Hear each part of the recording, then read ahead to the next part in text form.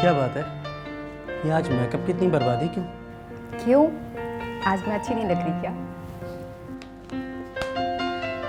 अच्छी तो आप हमेशा ही लगती हैं, इसमें मेकअप का क्या कमाल है? वैसे मेकअप की बर्बादी इसलिए क्योंकि आज आपका सैलरी डे जो है। तो मेकअप का सैलरी डे से क्या ताल्लुक है? अरे आपके सैलरी डे पे हम बाहर खाना खाने जाते हैं ना। यार ये फजूल खर्चा करना बंद करो, ओके?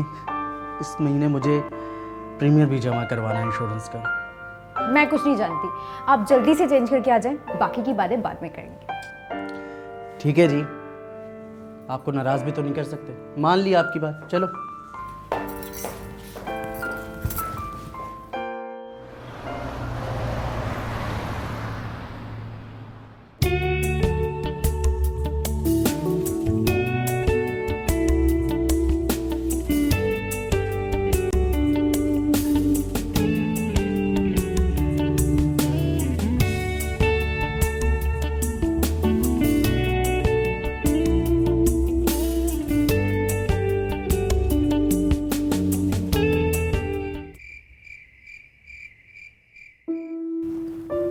वैसे आज बहुत मजा आया ना, होटलिंग का भी अपना ही एक मजा है। लेकिन जब जेब खाली होती है ना, तो सारा मज़ा हवा हो जाता है। हम तो महीने में एक बार ही जाते हैं, लोग तो हर हफ्ते जाते हैं। जैस्मीन, हमें लोगों को देख के नहीं चलना, हमें अपना बजट और अपनी आमदनी देख के चलना है। लगता है आज आप बाहर जाके खुश नहीं हैं। मेरी नज़र में आने वाले 30 दिन हैं। वो तो हर दफा ही होते हैं। तुम समझते क्यों नहीं हो? मुझे इस महीने प्रीमियर जमा कराना है इंश्योरेंस का। मेरी आधी तनख्वाह तो उसमें ही चली जाती है, पर से 3 महीने ऐसे गुजरते हैं पता ही नहीं लगता। बस एक ये सुकून है कि 50 लाख रुपए मिलेगा। कब मिलेगा? ये इब्तिदा है, 20 साल बाद। 20 साल बाद? जब हमारे बाल सफेद हो जाएंगे तब? तो इंश्योरेंस बुढ़ापे का ही सहारा होती है। और जवानी हसरतों में गुजर जाती है। पॉलिसी तो ऐसी होनी चाहिए कि रकम पहले मिल जाए। यानी कि हम प्रीमियर बाद में जमा कराएं। ये लोन नहीं है, इंश्योरेंस है। फिर तो कोई फायदा ही ना हुआ। 20 साल बाद 50 लाख की क्या वैल्यू रह जाएगी? जैस्मिन, कंपनियां आपके पैसे से कमा कर आपको देती हैं, आपको दे के नहीं। काश कि वो 50 लाख हमें अभी मिल जाएं, तो हम क्या कुछ नहीं कर सकते। ऐशो आराम, गाड़ी, कारोबार, बहुत कुछ। जिंदगी का तो मजा ही आ जाएगा। अभी मिलने की तो एक सूरत है। वो क्या? कि मैं मर जाऊं और तुम्हें तमाम रकम मिल जाए। अल्लाह ना करे, ये कैसी बातें कर रहे हैं आप? अगर आप ही मर जाएंगे तो मैं ऐश किसके साथ करूंगी? तो फिर छोड़ो ये फजूल बातें, कुछ और बात करते हैं।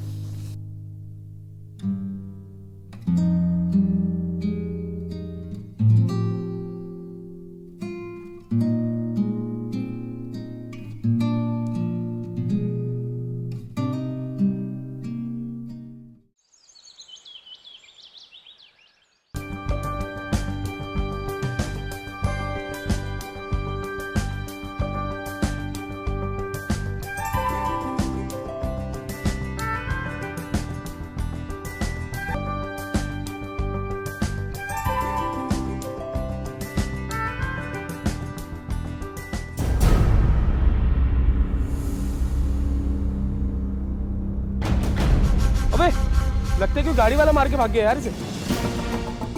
लगता है ये जिंदा है, शायद हॉस्पिटल पहुंचे तो बच जाए। अबे क्या कर रहा है ये? अबे क्या कर रहा है? एम्बुलेंस को फोन कर रहा हूँ यार। यार क्यों लेके गले में डाल रहा है? चल छोड़, निकल यहाँ से। यार इंसान है यार। छोड़ यार, इसको छोड़, मैं एम्बुलेंस को फोन करता हूँ। अबे तुझे जाने तू जा। अबे यार एम्बुलेंस एम्बुलेंस को बुला।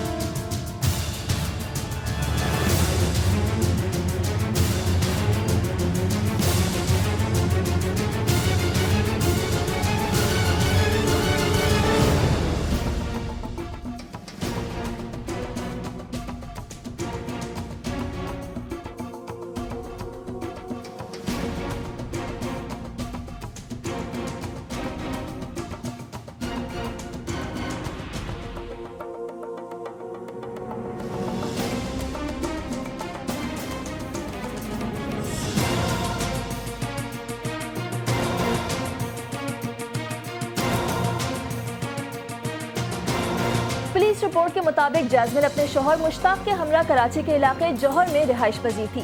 मुश्ताक किसी छोटी सी बात पर नाराज होकर घर से निकला और किसी हादसे का शिकार होकर इंतकाल कर गया। चूंकि मकतूल की जेब से कोई शनाख्त की चीज बरामद न हो सकी, लिहाजा लाश को लावारिस करार देकर ईदी सेंटर में रखवा दिया गया। वो जो पेशेंट आया था वो एक्सपायर हो गया। ओहो, उसको मरना ही था, उसका बहुत ज़्यादा खून ज़ाया हो गया था। मुश्ताक तुम कहाँ हो? मुझे माफ कर दो, प्लीज घर वापस आ जाओ। मुश्ताक साहब ने अपनी लाइफ पॉलिसी आपके नाम करके आपको किसी का मोहताज होने से बचा दिया।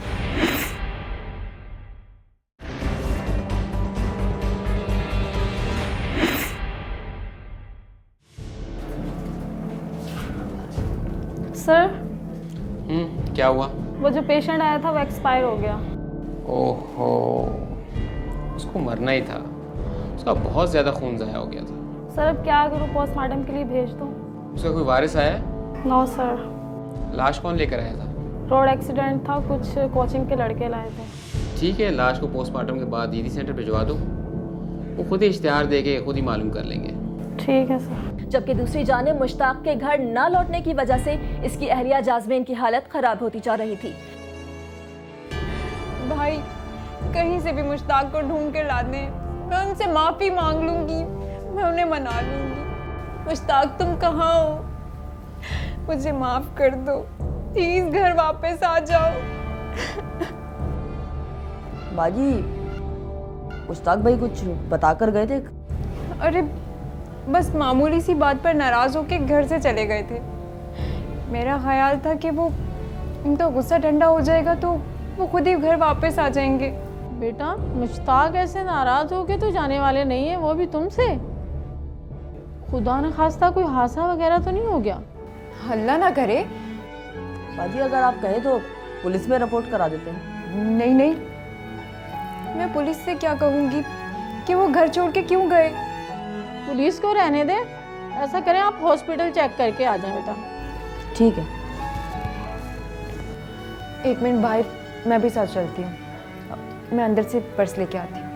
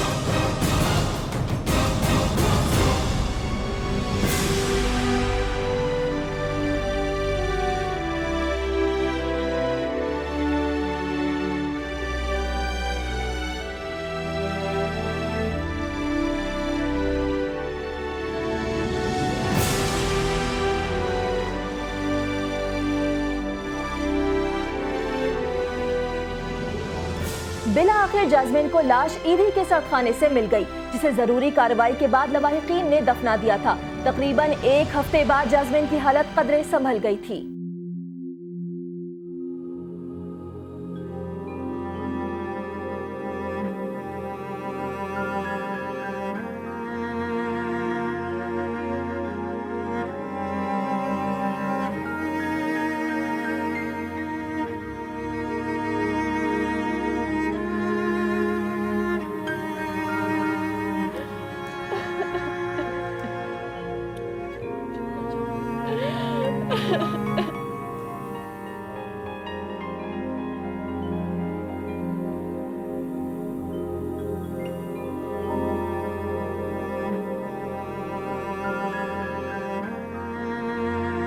बाजी, वो इंश्योरेंस कंपनी से कोई जफर साहब आए। ठीक है, तुम मेरे ड्राइंग रूम में बिठा, मैं आती हूँ।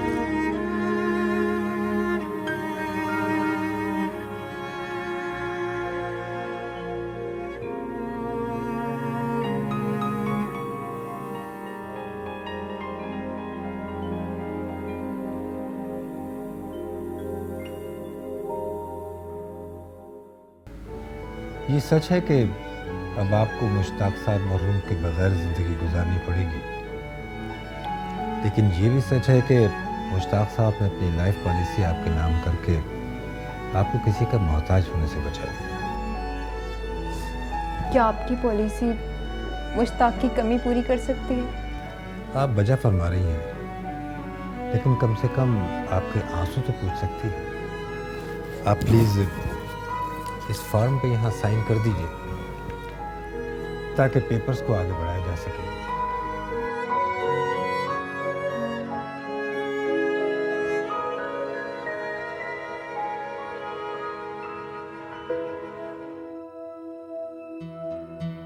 ये कब तक प्रोसेस हो जाएगा? देखिए, हमारी तरफ से तो कोई देर नहीं होती।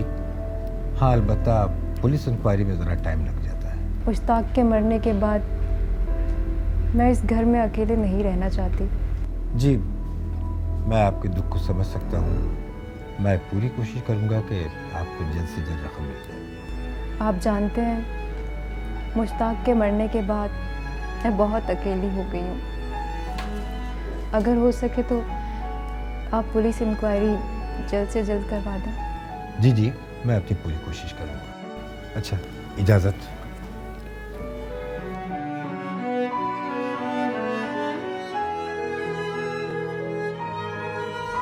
अब अचानक कैसे फिक्र हो गई आपको उसकी? सर, काफ़ी दिनों से उसकी इतला नहीं मिली, इसलिए मालूम करने आ गया। और उसका फ़ोन भी बंद है। कोई पैसों का लेन देन था? नहीं सर, ऐसी कोई बात नहीं थी। और वो जब भी कराची आता था वो मेरे पास ही ठहरता था। सर, ये भी तो मुमकिन हो सकता है कि फ़ोन आगे कहीं बिक गया हो। मुमकिन तो बहुत कुछ आ रहा है, इसका मतलब ये नहीं कि हम हाथ पर हाथ रखकर बैठे। मामू, वो एक छोटा सा काम था आपसे, सिम चाहिए थी। तुम्हारे पास तो एक सिम पहले ही मौजूद है, दूसरी का क्या करोगे?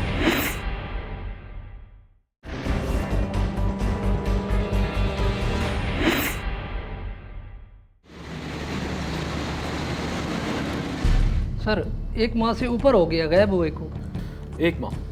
और आप अब तलाश कर रहे हैं? सर, हमारी रिहाइश मुल्तान में है।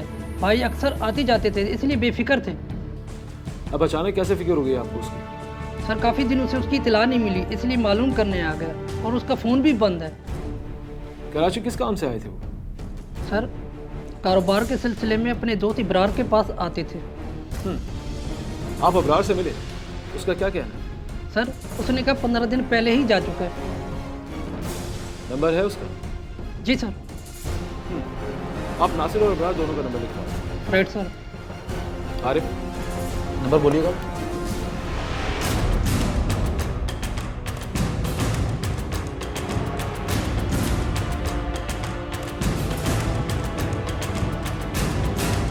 आरिफ, इस अबरार को चेक करो और नासिर के फ़ोन के EMI CPLC को दे दो।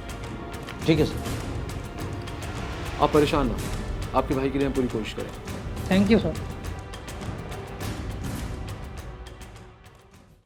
नासिर कब गया तुम्हारे पास से? तकरीबन सर 10-15 दिन हो गए। अब कहाँ है वो? सर मुझे नहीं मालूम। नासिर तुम्हारे पास आया था, उसके बाद से गायब। पुलिस को इतला क्यों नहीं दी तुमने? खुद गायब किया है उसे? नहीं नहीं सर, मैं क्यों गायब करूँगा? कोई पैसों का लेन देन था? नहीं सर, ऐसी कोई बात नहीं थी। और वो जब भी कराची आता था वो मेरे पास ही ठहरता था। उसके जाने के बाद से उसने तुम्हें कोई फ़ोन किया? नहीं सर। और तुमने? सर, कोई ज़रूरत ही पेश नहीं आई तो मैंने भी कॉल नहीं की। ठीक है, फिलहाल तुम कराची से बाहर नहीं जाओगे, और अगर जाओ तो इतला करके जाओ। सर, जैसे आप बेहतर समझें।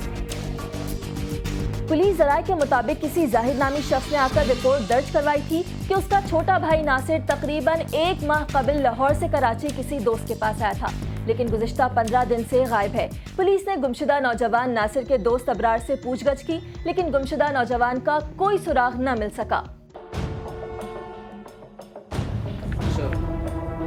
और हाँ अरे क्या रिपोर्ट है? सर अभी इत्तला मिली है कि नासिर का नंबर एक्टिव हो गया। Very good. उसी का नंबर है? नहीं सर, नंबर दूसरा है। एड्रेस कहाँ का है? सर जौहर का। गुड। और सर ये भी तो मुमकिन हो सकता है कि फ़ोन आगे कहीं बिक गया हो। मुमकिन तो बहुत कुछ आ रहा है, इसका मतलब ये नहीं कि हम हाथ पर हाथ रखकर बैठे। सॉरी सर, मेरा मतलब ये नहीं था सर। ना एक काम करो, इस एड्रेस को देखो ये कहाँ का है और फौरी वहाँ चलने की तैयारी करो। ठीक है सर।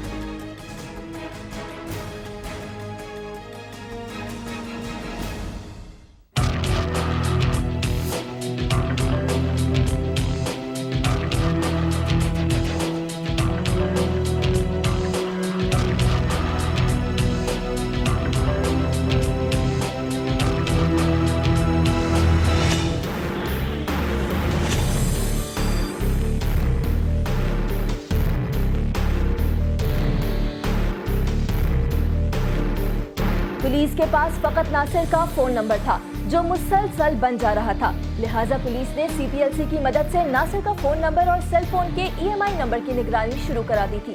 लेकिन 8 दिन गुजर जाने के बावजूद नौजवान के बारे में पुलिस को कोई मालूमात न मिल सकी। लेकिन फिर अचानक गुमशुदा नौजवान नासिर का फोन एक्टिव हो गया, लेकिन किसी दूसरे नंबर से। पुलिस को एक उम्मीद की किरण नजर आई थी, लिहाजा पुलिस दूसरी सिम के मालिक के घर जा पहुंची।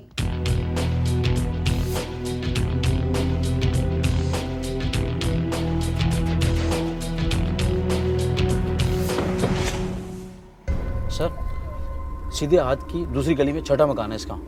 थोड़ा सा आगे जाएंगे, ये पहली गली छोड़ के दूसरी गली में है सर। ठीक है चलो। ठीक है सर।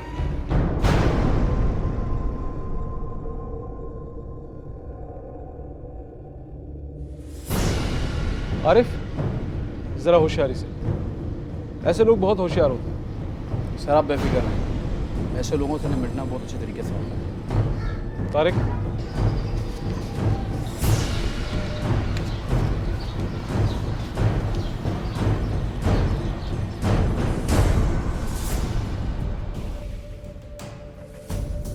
शबीर तुम्हारा नाम?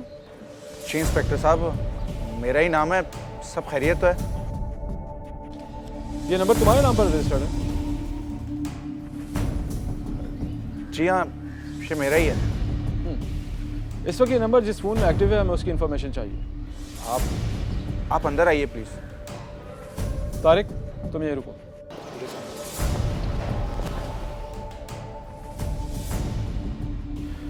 शबीर साहब वो फ़ोन ले आइए जिसमें ये नंबर इस वक्त एक्टिव है।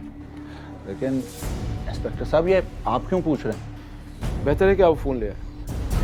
सर वो सिम तो मैंने अपने भांजे के लिए ली थी और इस वक्त वो सिम उसी के पास है। भांजे के लिए? लेकिन आपने भांजे को वो नंबर क्यों लेकर दिया? इंस्पेक्टर साहब मेरा भांजा कॉलेज स्टूडेंट है और एक दिन वो मेरे पास आया था।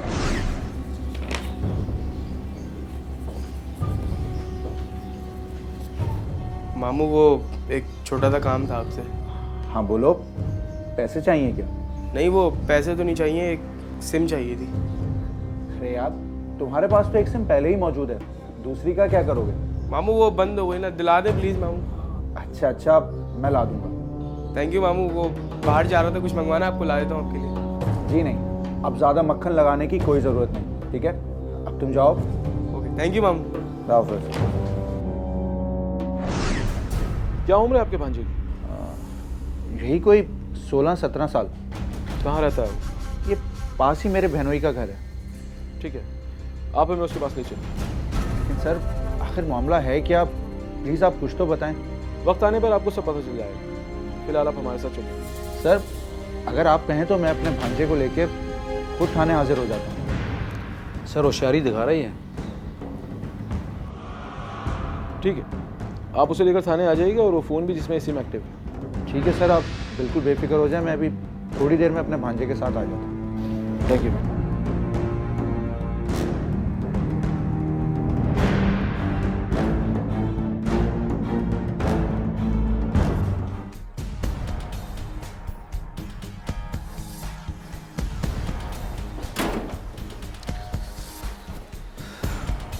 सर ऐसा ना हो कि भाग ही जाएगी यहाँ से। नहीं आरिफ, ये मुजरिम नहीं है। हमें तो सिर्फ ये मालूम करना है कि ये फ़ोन दानिश के पास कहाँ से आया। ठीक है सर। तुमने एक नेकी की और उसे फौरन ही ज़ाया भी कर दिया और फिर चोरी भी की। लेकिन ये चोरी तो नहीं हुई ना?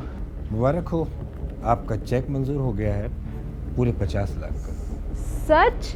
ये बताएं कि मैं आपकी क्या खिदमत कर सकती हूँ? कोई खिदमत नहीं।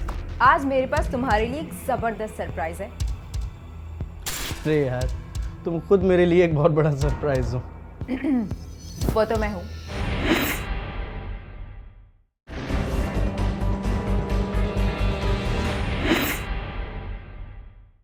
कौन सी क्लास में पढ़ते हो? First year. कॉलेज में झूठ बोलना सीखा है या सच? सच। अभी पता चल जाएगा।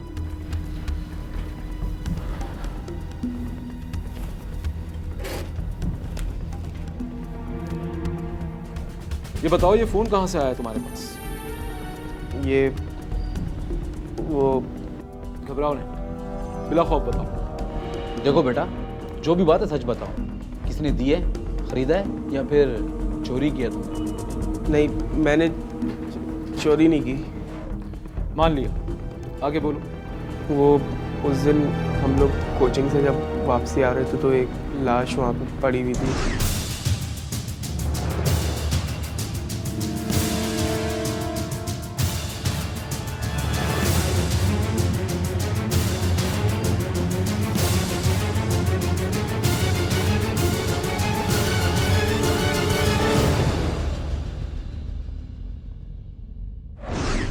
और घर आते ही मैंने मोबाइल की सिम निकाल कर फेंक दी।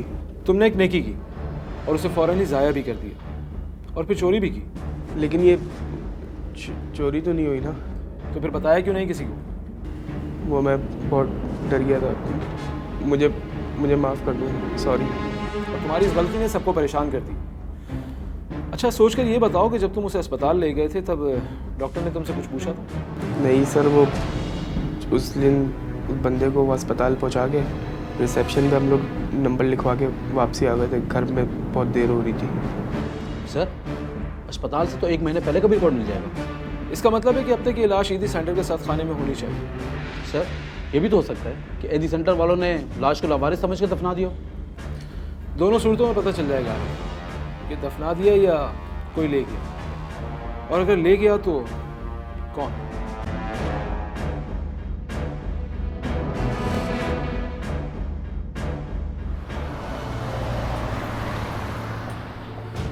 डॉक्टर साहब, लाश के साथ कौन आया? कोई नहीं।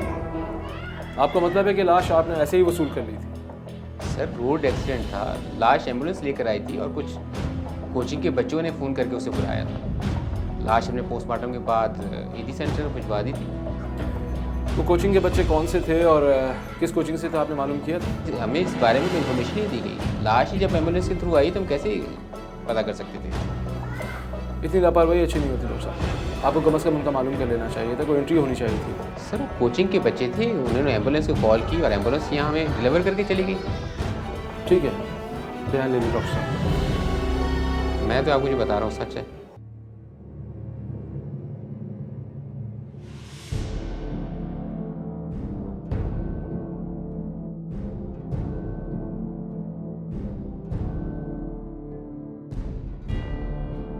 जी सर, मैंने उस फाइल को चेक कर लिया था सर।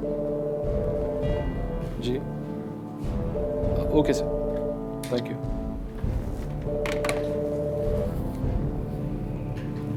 आ रहे सर, ईदी सेंटर वालों का कहना है कि इश्तिहार देने के 2 दिन के बाद लाश उनके वारिस ले गए थे। वारिस? कौन वारिस? सर, उनकी बीवी थी सर, जैस्मीन नाम था उनका। क्या? जैस्मीन? जैस्मीन? जैस्मीन? तुम्हें कुछ याद आया आरिफ?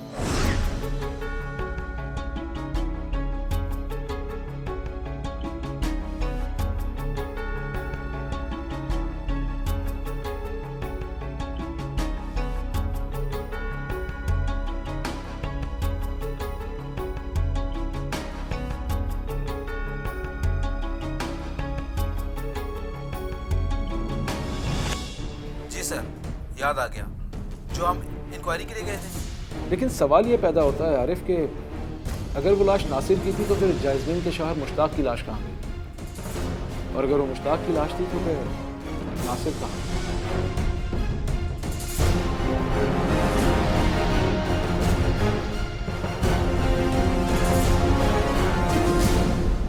ठीक है, तो फौरन था। ठीक है सर।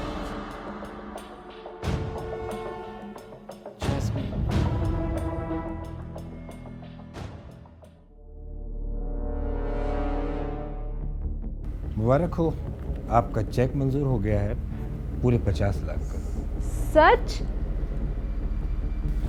मैंने आपसे वादा किया था ना कि आपका काम जल्द करवा दूंगा। Thank you very much. Zafar साहब, ये बताएं कि मैं आपकी क्या खिदमत कर सकती हूँ? कोई खिदमत नहीं, क्योंकि कोई लाइफ इंश्योरेंस नहीं। क्या क्या मतलब? इनका मतलब ये है कि ये चेक बोगस। आप? जी मैं, और मैं यही बताने आया हूँ कि जिस तरह मुश्ताक की लाश बोगस थी उसी तरह ये चेक भी बोगस है। ये आप क्या कह रहे हैं?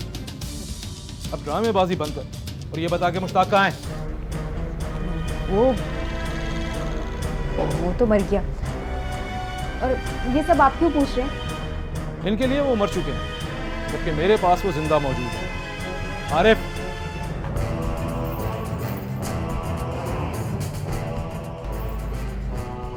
ज्यादा हैरान होने की जरूरत नहीं, तुम्हारे फोन रिकॉर्ड ने मुश्ताक की पोल खोल दी। जफर साहब को भी हमने ही भेजा था ताकि तुम्हारी चंद सेकंड की खुशी हमें सबूत मुहैया कर सके।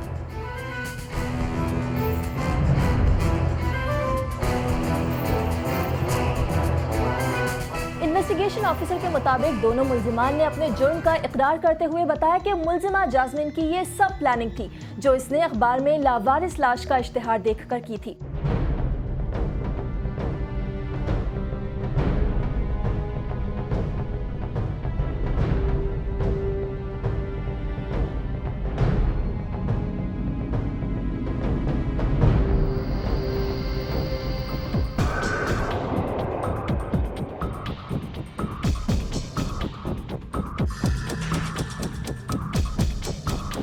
या अल्लाह, इस लावारिस लाश की शक्ल मुश्ताक से कितनी मिलती है।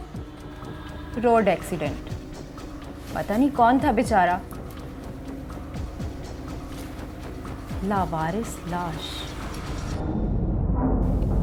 अगर ऐसे हो जाए तो हाँ, हो तो सकता है, लेकिन मुश्ताक मान जाएगा, मना लूंगी। जैस्मीन के कैरेक्टर का जायज़ा लें तो इसमें हमें जेलसी दिखाई देती है एक सोशल सिस्टम से, उसकी एक विश दिखाई देती है कि वो किस तरह से सोसाइटी में ज़्यादा से ज़्यादा पैसे से और ज़्यादा से ज़्यादा स्टेटस को हासिल करने के बाद सोसाइटी में अप्रूवल हासिल कर सके, लेकिन उसके अपने रिसोर्सेज उसको ये अलाउ नहीं करते हैं। तो आप उसकी सेल्फ़ इस्टीम को देखें तो बहुत लो दिखाई देती है। जब किसी इंसान की सेल्फ़ इस्टीम बहुत लो होती है तो वो किसी गलत काम को करने के लिए ज़्यादा वल्नरेबल हो जाता है।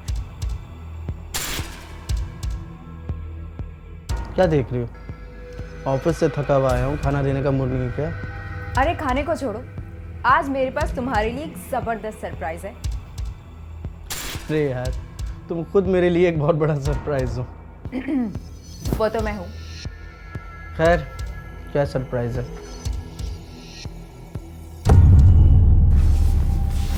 ये तस्वीर देखिए जरा।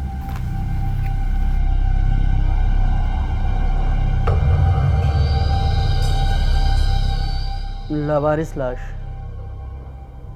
इसमें क्या खास बात है? अरे बुरा मत मानिएगा, लेकिन इस लाश की शक्ल आपसे कितनी मिलती है ना। ये क्या समझ आ गया? हाँ? अरे इसमें एक और राज पोशीदा है। कैसा राज? इस लाश के पीछे पूरे 50 लाख छुपे हैं। तुम पागल हो गई? 50 लाख? ये लाश? मैं कहना क्या चाह रही हूँ, मुझे कुछ समझ नहीं आ रहा। मुल्जिमा ने इकरार किया कि वो शोहर को मुर्दा जाहिर करके इंश्योरेंस के 50 लाख रुपए हथियाना चाहती थी ताकि सारी जिंदगी ऐशाराम से गुजारी जा सके। पुलिस के मुताबिक मुल्जिमान इंश्योरेंस की रकम हासिल करके कहीं और शिफ्ट होने का इरादा रखते थे और मुमकिन था कि मुल्जिमान अपनी प्लानिंग में कामयाब हो जाते, लेकिन अचानक नासिर के असल वारिस सामने आ जाने से मुल्जिमान अपने मंसूबे में कामयाब नहीं हो सके। इन्वेस्टिगेशन ऑफिसर के मुताबिक पुलिस मुल्जिमा जास्मिन, उसके शौहर मुश्ताक और उसके भाई मुल्जिम सुहेल को हिरासत में लेकर तफ्तीश कर रही है कि आया मुल्जिमान इससे पहले तो कहीं ऐसी वारदातों में मुलविस नहीं थे। कुछ ऐसे हादसे हर रोज होते रहते हैं, तमाम उम्र यहाँ लोग रोते रहते हैं। दुखों का रहता है 12 महीने ही मौसम, ये फसल सारे बरस लोग बोते रहते हैं।